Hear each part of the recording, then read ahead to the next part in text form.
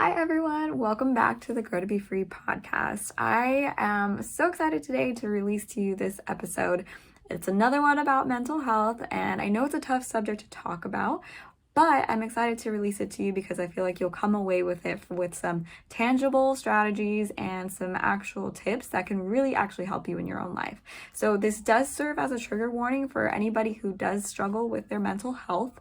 I am interviewing clarity coach Aarionna Lusane, and she talks about her mental health journey in overcoming depression and suicidal thoughts that she had for 5 years. So in the episode, you will hear that she talks about how she was able to overcome it on her own will. And not saying that you can't do that, but neither I or Aarionna recommend that anybody try that on their own. So if you are going through depression or if you have suicidal thoughts, we do strongly recommend that you seek immediate help. So that way you can be taken care of by a licensed or professional counselor or therapist. And if you are going through an urgent crisis and do need somebody to talk to, please reach out to 1-800-273-8255. Again, that's 1-800-273-8255. Or you can text TALK to 741-741, and that is the line that can really get you in touch with somebody who can help you immediately. So I have to say that so that way you guys know where to go depending on where you're at in your mental health journey. If you do feel comfortable listening to some very tangible tips, I do recommend highly reviewing the tips shared in this podcast. So I hope that you take away a lot. Now, without further ado, here's the episode.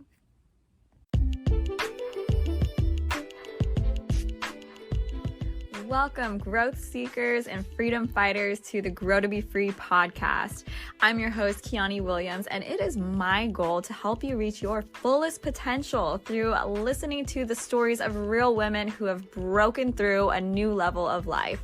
And so listen in and take notes because you're going to learn so many practical and tangible tips to help you grow to your fullest potential in business and in life. So let's get to it.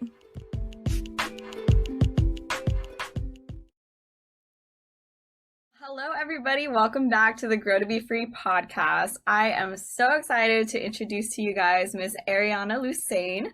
She's the owner of Freedom Riders, and she is a clarity coach, and she's also a mom, and she's also a minister. She has an amazing podcast as well. So, Aarionna, I'll hand it to you to introduce yourself to the audience. Yes, thank you so much for having me. I so appreciate it. I was so excited to do this. I am, as you said, Aarionna Lusane. I'm the owner of Freedom Riders, and I'm a clarity coach, which means I help people gain clarity in who they are, where they want to go, and how to get there. Yes, I'm a minister. I'm a mom of 4 children, so my house is always crazy chaotic, and a wife, and all the other titles that we hold, right, in life. I have tons of them. And yeah, so I'm excited to be here. Yes, I am really excited to share her with all of you because she has an incredible story. Today we are talking about how to break free from depression. And if you've listened to the podcast for any amount of time, you will know that we talk about mental health a lot. And so I'm going to have Aarionna share her story about depression and how she ended up having suicidal thoughts and getting into depression, how she is now a clarity coach today and completely a different changed person, free from all of that. So Aarionna, go ahead. So I battled depression for 5 years and suicidal thoughts. And I was like the one that you never would think, like nobody ever thinks she would like be down that route. And I found myself there. I went through a really horrible divorce when I was pregnant with my son, which is my second child. And it just like spiraled from there. I went through all of the, why am I not good enough? And what I do? And then the anger and the resentment. And it was so much to go through while pregnant that it was just overbearing. It was overwhelming. So it really took a long time to get out of that just headspace. Me and my first husband, we divorced, and I had my son maybe 3 months later or so. And I was depressed the entire time. Like my entire pregnancy was so horrific, and not because of being pregnant, which is interesting because he was my easiest baby. Pregnancy, my girls were the worst. They they had me sick all 9 months or I was scared. And my son was like the best. And ironically, he's born on Valentine's Day, so he's the cutest. But externally, it was hard. It was really rough. And that's what triggered my depression was that first divorce. And I got to the space where I thought I had to work through it. And I had a best friend in 5 years, and we got married. And then we went through our first marital problems in the beginning of our marriage. And it just set me straight down. It was horrific. It was hard. Of course, all of your old triggers come up because what we do as women, we think we dealt with it if we get into this new me, new vibe. I'm going to change my hair. I cut off all my hair, cut off all my hair, dyed the front of my hair like blonde. The rest of it was like this chocolate color. It was gorgeous. But that's like the first sign of maybe you're not okay. Like you get out of a relationship and you change your hair and all that. 99% sure that's like the first sign. Maybe we need to check on ourselves. And so I did all of that and I thought I was so good. And then I got remarried to my now husband and we just went through some rocky patches. And it literally just, I hit some of the lowest points in my life and I started having suicidal thoughts. I was addicted to sleeping pills. I was drinking. It was so bad that like I was taking the sleeping pills to try to go to sleep because I was always crying. I was always crying. And it was like the sleeping pills didn't even help me sleep. It was hard. And then I got pregnant with my third and here I am in depression. So 2 of my pregnancies were like depressed, or we're sad. And you already have the hormones and all of those things and postpartum depression, you have all the things. And then you add the fact that you don't feel like you're adequate as a woman, as a mom. I dealt with a lot of mom guilt, feeling like I didn't give my kids the picture perfect family. So it was a lot at one time, and nobody understood what I was going through. Nobody got it. My friends turned against me because I was a very toxic person. I'm now in a space where I can admit that because sometimes we can't admit that we're the toxic person, but I was going through so much. And what I wish now is that people understand if somebody is going through, maybe they just are genuinely, they don't know how to come out of that toxicity. I would have out of body experiences where I knew that I was letting my emotions control me and I couldn't stop it. And I just literally in my head, I would watch myself be spasmodic and like overreact and black out and become a totally different woman that like genuinely nobody knows me as that person. Like this Aarionna you see today is how all of my family, everybody knew me. So when I was like depressed and blacking out and spazzing and I was an emotional wreck, it was so night and day. But I would literally feel like I was in my body watching it because depression is that strong. Like sadness, anger, anxiety, resentment, if you don't deal with it, it really takes over you. And I felt so out of control. And it got to the point with my husband now, and thank God, God brought us through and we're good. But I would have moments where I knew I was just doing crazy. I was being crazy and I couldn't stop myself. That's how hard and how strong like that spirit of depression can get, where you literally become a prisoner to yourself. And that's how I got to suicide because I was just like, I can't break out of this. Like, this is hard. And it's funny because a lot of people think that your children should be the cause. That's what like your children, that's what they say to people who are suicidal. All my friends left, my family didn't understand. Everybody's like, just pray about it. And I like to be honest. I went to church every single Sunday. Every Sunday I was in church and I was going home depressed. I was going home wanting to kill myself. I was going home trying to OD on pills because it was a lot. And I remember the last like episode I had as far as suicide. Like it was like a normal day, but my kids were at school. My husband was like at work, whatever. And I think we had got into it or something. And I was just tired. Like I had done it now. I was on year 5. Like I was tired. And I sat literally on my floor with a pillow, a knife, wine, and pills, my 3 go-to friends. And I just like screaming out, praying and crying, like, I can't do this anymore. It's too much. And it's not that my kids weren't enough, because that's what people think. It was that they were so much enough that I felt like I wasn't good enough for them. And every time that makes me cry, like I can't even. And that's how I felt. I felt like I was doing them a favor. Like I was gonna do them a favor. Like they could probably have a better life if I wasn't here, because I was making all the wrong decisions. I was making all the wrong moves as a mom, as a wife, as everything. And I just prayed and I screamed and I cried. And I was like, I'm done. And thank God I'm here. I'm alive. I'm good. But when I woke up, God said, if you're still here, you still have purpose. And that was everything for me because I felt like I didn't have purpose. I felt like there was no reason for me. You go through things in life, and it's so early to get deep, right? I'm sorry. But every time I tell the story, it brings me to tears because that's a hard space to be in. And when I heard that when I woke up, that sealed the deal for me. It basically let me know that every day I'm breathing, I'm meant to be here versus I didn't feel like I deserved to be here. I didn't know why I was here because I was making all the mistakes. I was doing everything wrong. Second marriage, everything's going wrong. I'm moving my kids place to place, all the things. And when I heard that, it just like light bulbed me. Everybody doesn't make it every day. So then why am I feeling so valueless? And then that's how it started on my path of freedom riders and getting myself out of depression. I never seeked help, which I don't recommend. It was hard to fight it by myself, but it was my journey because this is my purpose to help other women and help other men, whoever, how to get out of it in a way that maybe they feel like nobody understands. So yeah. Like I said, I'm sorry I got deep in the beginning. It always makes me cry though. That is an incredible story, and I'm really glad that you shared that. I almost started crying too, because especially what you were sharing about being a mom and you felt like it like your kids would be better off without you at that point. Like, that's a really deep and dark place to be. And so I think that really just painted the picture for the listeners and how deep you were in that space. And I'm really impressed that you said that you got out of it by yourself. And so when you say that, do you mean that you didn't go to therapy? Did you how did you start transitioning? I didn't go to therapy. And I want to say it was probably a couple of reasons. Number one, I wasn't working. Like I had literally lost everything, jobs, cars, everything. So I wasn't working and I wasn't even thinking of like free help. And then we're just now living in a world where therapy is okay. In my world, it was just praying. And I did every single doggone day. If you ask me how did I make it out, I definitely believe going to church I never missed a Sunday the whole time. But I believe it was my lifeline. That was my saving grace. I had something to hold on to when some people have nothing. At least I was going to hear something that was giving me hope.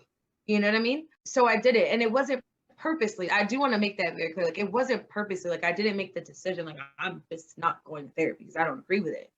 I just didn't. Yeah. And how long ago was this? I'm trying to put it in the right timeline. So now 4 years. Okay. Yeah. Even 4 years ago, mental health was not something that's on the top of people's minds. I feel like it's just now barely scratching the surface throughout COVID.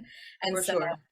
I think 3 years ago, I had a panic attack and I didn't even know what a panic attack was. So it's like at the time, and you're going through that, you don't even know what's wrong. And I think it's really interesting that you consistently went to church and you were going through this. Did anybody at church know about what you were going through? Did you feel comfortable sharing that? Actually, yes and no. So my apostle, my pastors are my aunt and my uncle. My mom is in the church. Like, so it's a family church. And my friends at the time, they went there. So what kind of happened in my second marriage was very public at my church. So I was literally going through also like super embarrassment. Like what happened was so embarrassing and people attacked. Like I went through a lot and still stood up in church and was like making sure I was singing and doing all the things that like I was over while being like public humiliation, not from my family, but just people in the church that did certain things. And it was a lot. So yes, they knew, but they didn't know. I will say this, my family didn't know how deep because I was always looked at as a strong one. I was so afraid to tell them. I'm thinking about committing suicide. I don't want anybody to take my kids. You don't want people to take your kids away from you. You don't not love your kids because you're depressed. So I was honestly afraid to even divulge everything. And I think they found out probably when I like told my story publicly that I was drinking and taking sleep pills. They had no idea. So some stuff I just didn't tell them because while they are my pastors and my mom, like they're still my family. So I was embarrassed. If I be honest, like I was embarrassed. But they knew like I went through divorce and marital issues and stuff like that. But they did not know. I literally think they didn't find out like how deep it was until like I started sharing my story in my business. and like on a live on Facebook. That's really interesting. I feel like, especially now, I've heard of a lot of people in the church, and I'm Christian as well. I don't know if I told you that or not, but No, yeah, I go to a church out here that's a non-denominational Christian church. we are too. Yeah. Awesome. Yeah. And so I think now it's a little bit better with mental health. I feel like people are more open to it, but I've heard so many stories of people who have been in the church in the past and they've actually left the church because of the mental health issues that they were going through and because they were either put down because of their mental health state. People Right. didn't understand what it was. They were shunned from the church and it leaves a bad taste in their mouth. And so Yeah. I'm very curious what your perspective is on that and how that affected you in your life. So I think that's why God has called me to do what I do, because I totally understand. Although I wasn't shunned by my pastors, right? Like by my family, but there were people in the church that were very mean to me, that did a lot, that like talked about me really bad and all of that. And it was hard being depressed and being in church because I don't think, and I want people to understand, I don't think that all the time people are just like, just pray about it because they don't care. I think they don't know. Being a life coach or a therapist is different from being a pastor or a minister. And that might sound weird to some people, but it's no different than just understanding experiences differently. I just think that my family, we are full of strong women. Like we don't do that. That's not what we do. So I don't think it was intentional that they didn't know how to help me. And to that I hid a lot because I was afraid, me, for being looked at as weak. But I don't think it was that they didn't want to. I just think some people speak out of the best that they know how. And sometimes the only answer they have is prayer because they didn't go through marital issues or they've never been depressed or whatever. So I think as people, we have to be kinder and gentler, even in church, to understand that maybe that person just doesn't know. And like for me, I plan on getting my master's in Christian counseling to counsel at my church because it's different. And I think we have to understand it's okay to have licensed Christian counselors in our church that can sit down and have these conversations from a perspective of mental health, of emotional instability. And it's totally okay. We need it. Like my church is so open to it. They're like, yes, somebody, please. And I think that's why God had me go through it by myself, because I also have real life experience. I'm not going to tell you something I just learned in a textbook. All I have is the real deal. Yep, I've been addicted to sleeping pills. Yep, I was drinking it. I can only give you the real deal and then I'll have the studies to back it up. But I think that's why I had to go through it by myself and didn't get it, even the mindset to go get a therapist, because somebody has to be the one. A lot of people don't like what the one entails, but if you want to be the one, I went through hell to be the one. You know what I mean? I just think we have to have more compassion for maybe they just don't know. And that's absolutely okay. Like, I just think people didn't know how to help me. They try their best out of what they know, and sometimes it just doesn't work. Yeah, that's so true. And it sounds like your family was at least supportive in doing their Absolutely. They helped me in every way possible. That's why, like, when I tell a story, I never want to make it seem like I didn't have a support system. I actually had the best support system, and it still was hard. So there yeah. you have it. Yeah, and that's the thing about mental health. It's all in here. And so, therefore, it's really inside yourself. And even if you Mhm. do have people around you that can help you out, it's like you're dealing with a lot internally. I feel like even if you're sitting across from a therapist who is talking to you, you can easily just be sucked into whatever's going on in your head. Absolutely. Yeah. Absolutely. I think people have to know about mental health, about depression, is that you have to want to change. This is real. This is the hard pill that I tell people. I'm like, I'm the real coach. I'm gonna give you the honest truth. It wasn't until I decided that I was sick of being depressed. I didn't have to be depressed for 5 years. A lot of people would be like, oh no, I didn't have to be. But it was something about rehearsing the wrong that everybody did to me that made me feel validated. So you hang on to that validation because you think if you let it go, then it means that they weren't wrong. And so I kept myself imprisoned for years because to me, it was like if I don't keep rehearsing it, then they get off the hook. It's really interesting for me to talk to people who are depressed because I try to be compassionate, but at the same time, I don't want you to go through it as long as I did because you don't have to. And only you can break you out of the prison. The other thing that, like, when I got up and I had my moment with God and I was like, okay, like I've tried enough times, like it's not gonna work, girl. He doesn't, like, you're meant to be here. Get over it. But what the scripture that I got was faith without works is dead. And God reminded me, I never left you. Like every moment and every tear you've cried, I've been there. But if you decide to continue to operate in the state of depression, like that's a choice. And so it's may not even be that your faith is off, because I have strong faith. Like I believe God for any and everything. Have a faith conversation with me. I'm gonna make sure you get your faith on point. Like I'm a faith girl, but my works sucked. It sucked. And so sometimes we forget that it also, we have a part in our healing. You have a part in your healing. And so for me, what I got out of it is strategies. If you were to ask me, how do I get out of it? Like strategies. So when I heard that and I got that revelation of that scripture, like faith without works is dead, every day I did something different. So if one day I was crying in my bed, I went to cry on my couch. And then the next day I was crying in my car.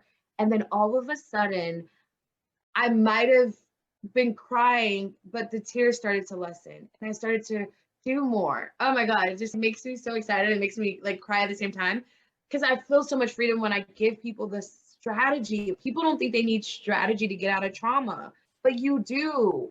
And it literally was simplistic, but like when you're in it, it doesn't seem like it. But that's what I did. Every single day I did something different. And then every single day the tears stopped coming.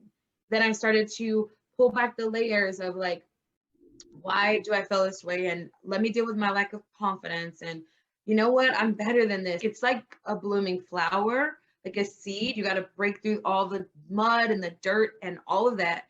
And then you start to blossom. But you got to remember that your healing is your responsibility, because the people who broke you, they are not coming back to fix you. Okay. And if you're waiting for them to do it, it'll never happen. I would have still been depressed.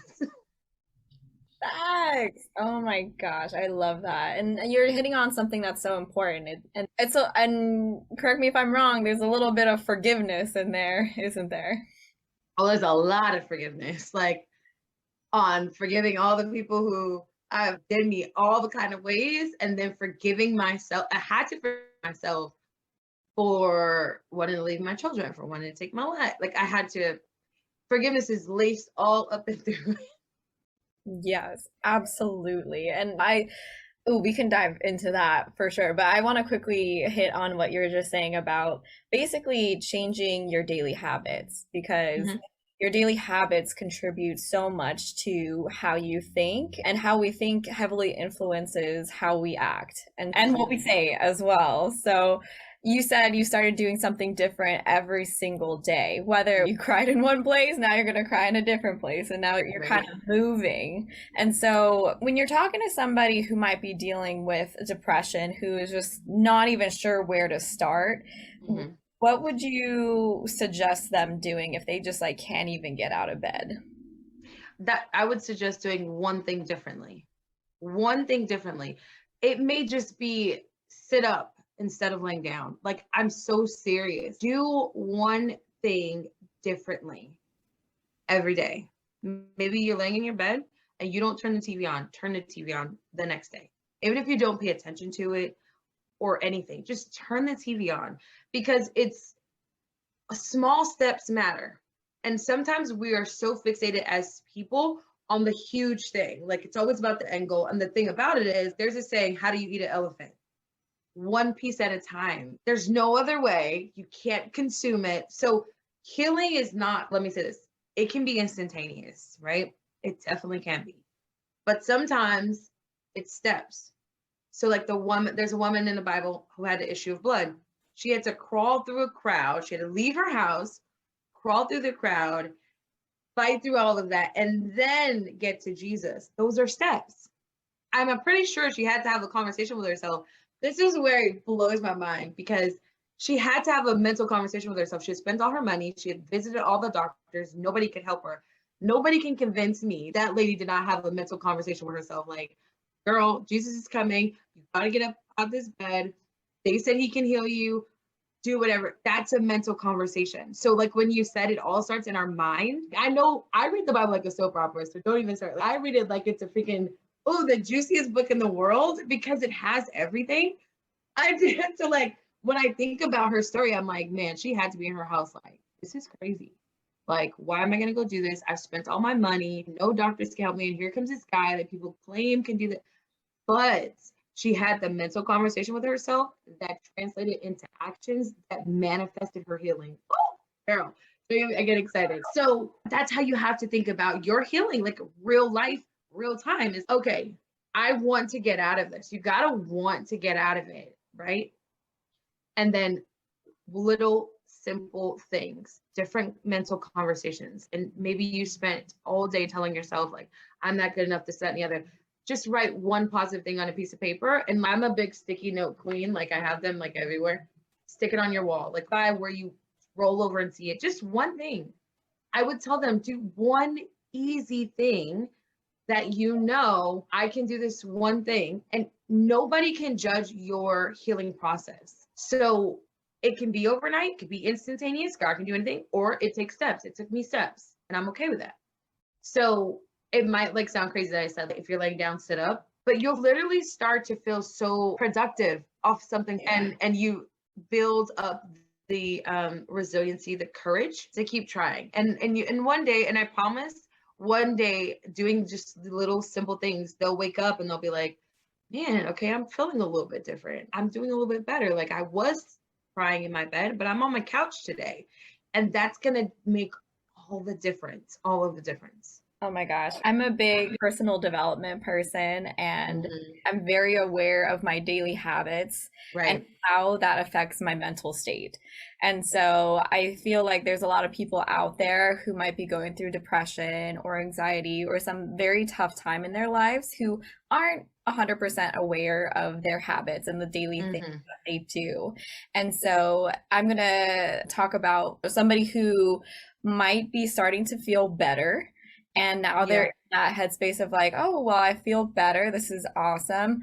But I'm sure you can attest that sometimes that person can slip right back into depression if they're not aware of their habits. Yes, because it's triggering. So you have to remember we all suffer from triggers when we deal with trauma. So if you've dealt with any trauma, you have triggers. I'm the same. I'm big, like I have 4 freedom pillars, and it's the mind, it's your environment, like your friends, relationships, it's habits, and then it's what you say to yourself. So thoughts, relationships, habits, and what you say to yourself. And if any one of those are off balance, you have the potential to be off balance. So let's say you're around toxic people, then you're going to have toxic habits, then you're going to start having toxic conversation, then your mindset goes. Or let's say you talk really bad to yourself. Now your thoughts are horrible, you're picking the wrong people, you have any way you go around the 4 freedom pillars, they're all dependent on each other. So my philosophy is I teach and coach people how to keep them balanced.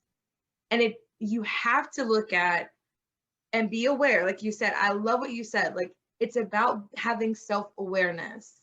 It's about deciding to stop focusing on what this person did to me or what that happened. And we love focusing on external because we can blame. We can point the finger. I always tell my people that I work with, I'm always going to point the finger back to you. Always. Because for me to get my marriage back on track, I had to point the finger at me. Because I'm the only person I can control. You can't change other people, but you can change you, which then changes the people that you're around, which then changes your mindset and so on and so forth. So I'm so in agreement with you. I'm so big on mindfulness and your habits because you are what you do and you attract it. My thing is this, you think a thought with your mind, you produce it with your words, and you manifest it with your actions. So I'm huge on teaching people that they're so much better for you. But if your mind and your thoughts are off and then your words are off, you're going to manifest exactly where you're at. So don't complain about not, being the top entrepreneur or your business not like you're manifesting that with your bad habits. Like you don't like getting up on time. That's on you. You a procrastinator. That's on you. These are habits, but they stem from our mindset. I'm super big on people paying attention and being mindful about their habits because you can also backtrack. So if I am like a person who hits the snooze button, let's backtrack. Like, why do I do that? Because I didn't get enough sleep. Okay, what time did you go to bed last night? I went to bed this time. Well, why? Oh, because I was up having a conversation with so-and-so. Well, what were you talking about? And why were you having a conversation? Well, clearly they're not on the same. You can backtrack it. You kind of get what I'm saying? To figure out, like, why do I act this way? Why do I do this? Because we're a product of our environments. We really are. Absolutely. I'm glad that you gave that example of how somebody can start to become more self-aware because sometimes people don't know how to do that. And so I feel like that was super helpful. It's a lot of question asking. Yes. It's literally people will ask me like, how do you like do this every day? Because here's the truth. People don't like doing the internal work. We love doing vision boards. Like, I'm going to be this, maybe a billionaire, maybe all these amazing things. You can't build millions over trauma. Okay. It just doesn't work. You can't be a boss and have and build it over trauma. Like your foundation will crumble you every time. And it's asking questions and asking them every day. Now, to somebody that may sound really exhausting. Okay. Like I do a clubhouse room every single one. I've been doing it all year. And I've watched people fall off because I literally had somebody tell me like, I stopped coming to your room sometimes because I just don't want to hear the truth. I just don't want you to tell me that I have to do this internal work. And it was like so shocking to me. But to somebody who doesn't understand that you have to create a new habit to break an old one, what I say sounds exhausting, but you're doing it anyway. You're just doing it in the wrong ways. Like you're consistent. You're just consistently doing the wrong thing. You don't have commitment problems. You're just committed to your bad habits. You know what I mean? Like all these things we tell us, like, I'm just not consistent. No. So it sounds exhausting what I'm saying, but you're doing it anyways in a toxic way. And if we would fix our mind to say it might be hard for 30 days, it may be hard the first 2 months, but eventually it will come as clockwork the way that my old habits were clockwork. You get what I'm saying? It will become natural. But initially people hear me and they're like, oh, this sounds like a lot of work. I'm just going to build over my trauma. Don't worry about it. I'm like, okay, be my guest. A lot of my businesses went down because I tried to build them over trauma. If you ever want to talk about failed businesses due to your trauma, I'm your girl because it's not possible. Yes. Actually, can you touch on that for a second? Because I definitely know there are some entrepreneurs who listen to this podcast and nice. Tell us how that went down and how you started to realize that's what went down. Yeah. So me and my husband, like everybody in my family is an entrepreneur. And then my husband, we were best friends for 5 years. My second husband, we were best friends for 5 years and then we got married and he's an entrepreneur. So it initially started me wanting to push his business. So like I got into fitness and I became a fitness coach. We had one of the like first meal prep companies in Texas. Like we're doing all of these things, but we were not fixing our issues in our marriage. So we tried so many times, girl. And we had here's the thing I want entrepreneurs to hear me. You will have phenomenal ideas. You will have groundbreaking inventions. Like we literally were one of the first meal prep companies out here. Okay. We were doing meal prep before meal prep was a thing. And we had 100 meals a week that we were doing. We were doing it. But what happens when you don't deal with your issues and your trauma, it seeps into everything. So like we would argue and we would fuss and we would fight. And at the same time, like trying to be successful. And it was so toxic. And it just doesn't work. Then we branched off and tried to do our own thing. But I didn't deal with my trauma. You didn't deal with your trauma. So it constantly seeped into our businesses. Because you think about it, you come out of an argument or you come out of a panic attack and you got to go speak on a stage or you got to go deliver we were personal trainers. You had to go train your client. Your whole everything is off. Your vibe, your attitude, and you can only fake it till you make it for so long. Like I wish we would throw that away because that's so ridiculous. Like it's so dumb. You can only fake it till you make it for so long. There's gonna be that one panic attack, that one argument, that one something, and you're gonna come in with a trashy attitude, and that client didn't ask for that. That audience didn't ask for you to speak to them out of your hurt places. Don't bleed on other people because you won't deal with your unhealed wounds. And I see entrepreneurs do it all the time, and it never works out. And so we had so many amazing, and it has nothing to do with this is not for me, or that's the route we go down as entrepreneurs. Like maybe this isn't for me, and like maybe I'm just not the one, or I just need to go back at 9 to 5. That it's not any of that. It's really not. You had a great idea. Yep, your invention was like it was supposed to be the it thing. So many things that ideas we came up with, we would see them on TV and be like, are they tapping our phones? Like we were just talking about that and things like that because we're creatives. But you miss your moments. You do. You miss your moment. And if you're not aware of this, you will process it wrong and you will walk away from your dreams and your destiny because you just thought it didn't work. But you're not working. You're not working. And because of that, we miss opportunities. Like we are such limitless creatures. We are so phenomenal. There's nothing different than your favorite motivational speaker or a billionaire or Tesla. Like there's nothing different from them to you. The difference is that they deal with their stuff. They own it and they deal with it. They have to because they understand why is it that we see celebrities commit suicide, right? Why do you see people walk away from a company that they built all these years and they just drop it or they just sell it and they're like, I don't want to do anything. They didn't deal with their trauma. So for me, when I coach my entrepreneurs, I want them to understand that I need you to have a strong foundation because it only takes one thing to trigger you and trigger the wrong trigger that you haven't dealt with. It's crumbling down. It is coming down because you can't build a house on shaky foundation. And that's what we try to do with businesses. We try to build empires and our foundation is so shot. And then you partner up with a business for example, you get a business partner that you chose from your trauma because you don't know how to choose the right people and they stole everything from you. And you count it as God didn't have my back or this wasn't meant to. No, you chose that business partner out of your trauma and they did exactly what they were supposed to do. They reacted like your trauma. It could go so deep, but I'm glad you talked about it because I need us as entrepreneurs, especially, and they're calling this the great resignation era that we're all resigning from our jobs. We're like, no, screw this, we can work online. But I want us to be successful and not get caught up in the high of entrepreneurship right now. And 5 years, 10 years down the line, like you see so many people destroyed because it didn't work. That would be so devastating.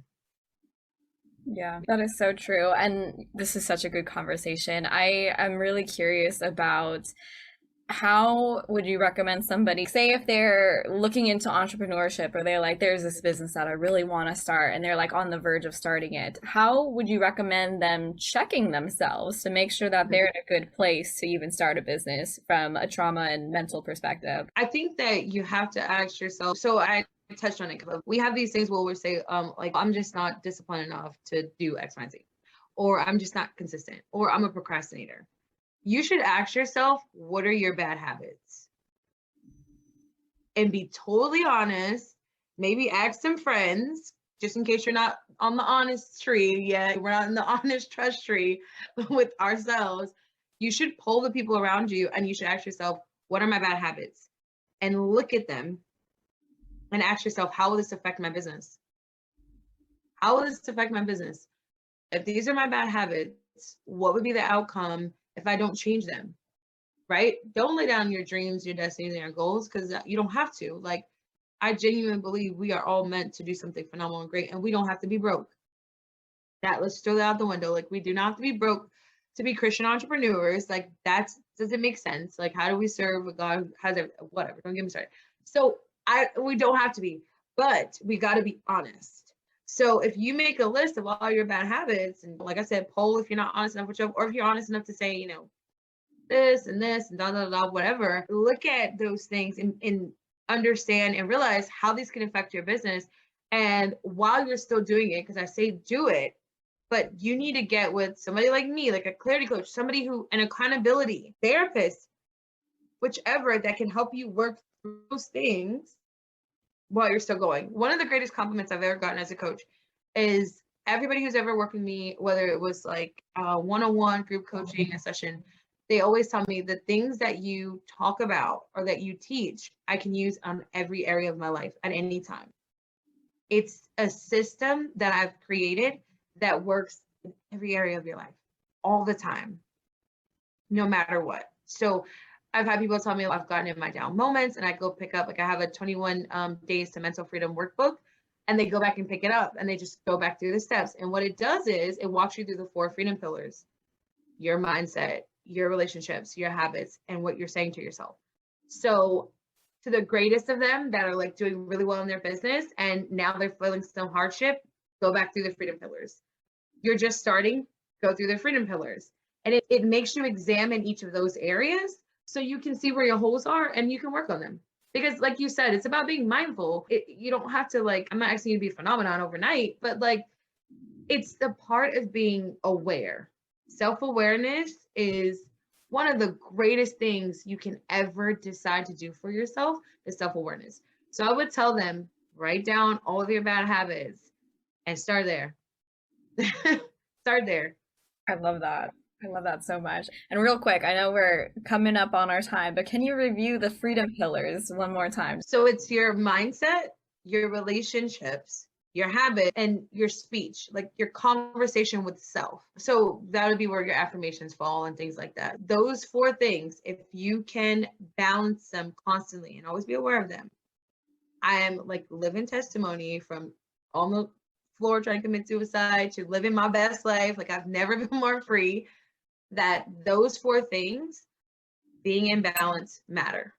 And when you get them in balance, let me say this: when you get them in balance, check on them just to make sure you don't want anything to catch you off guard or sideswipe you. So just check on them after you work to get them at a very healthy level. Oh my gosh, Aarionna, thank you so much for sharing all of your wisdom, sharing your story. I feel like there was just so much value delivered in this episode. Is there anything final that you want to say to the listeners? Where can they find you? How could they acquire your coaching if they would want that? Yes, first, thank you so much. I so enjoyed this conversation. I love that we touched so many. You got all the pieces of me, so I love that. Here's the easiest part. Freedom Riders is spelled freedom, FREEDOM, and Riders is spelled RIDAHS. You search that anywhere, and if you want to work with me, best bet is going to my Instagram, and there's a link in my bio, and there's many things you can do. I do free freedom calls, one-on-one coaching.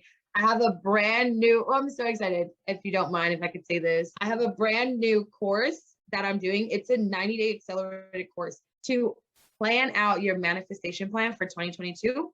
And I'm so excited about it. You're going to gain clarity in who you are. You're going to gain clarity in what you want. Then we're going to build the foundations to getting to it. My thing is, we are so good at making vision boards, but we don't have a plan. Like we get super excited about all these pictures and da da da da, and then like halfway through the year, you forgot about it. You threw it in a corner. And so I'm doing an accelerated 90-day program where we're going to go through everything. And it's called Purpose, Plan, and Profit, because it matters what your purpose is. Then you have to have a plan. Then you profit. Sometimes we chase profit first. No. So Purpose, Plan, Profit is kicking off September 1st. We're going to end right before December. So everybody's like freaking boss going into the 2022 with the best plan that they ever had. That's actually going to manifest something. I'm so sick of us doing things that don't turn out into anything. So I'm excited about that. So Freedom Riders everywhere. Instagram is the best space. And again, I thank you so much. I love this conversation. I do too. Thank you so much. I really hope people go and do that 90-day course because that is incredible. And lastly, before we end, I want to go ahead and pray for you and pray out. Okay, yes. All right. Dear Heavenly Father, I thank you so much for this day, Lord God. Thank you so much for bringing Aarionna into my life. She is such an incredible human being. I thank you so much for the light that you've given her and the protection that you've had over her life. You are working so hard behind the scenes for this woman and through this woman that I can just tell the world is such a better place with her here, and it's going to continue to get better and better the more people that she helps and the more lives that she's able to touch, Lord God. And I thank you so much for allowing her and giving her the strength to press on through the hard times and inspiring her to really help others and giving her that heart for helping people. And I pray for all the listeners who are hearing this message right now. I pray that you will awaken in them a spirit of action to take action if they really want to access Aarionna's services, that they go ahead and go to her Instagram, Lord God, and that they get the help that they need. I pray this in Jesus' name. Amen. Amen. Oh, I love that. Okay. I'm not gonna cry anymore, but I love that. Thank you. Thank you so much for listening. If you liked the episode, it would mean so much to me if you shared it with a friend you feel like needs to hear it, because everyone deserves to experience growth and freedom. And as for you, I would love to get to know you and hear your feedback on the podcast. So I invite you to reach out to me on Instagram at growingtobekiani or on the Grow to Be Free podcast Facebook page. And if you're looking for community and connection, join the Grow to Be Free Club on Clubhouse. Until next time, see you soon.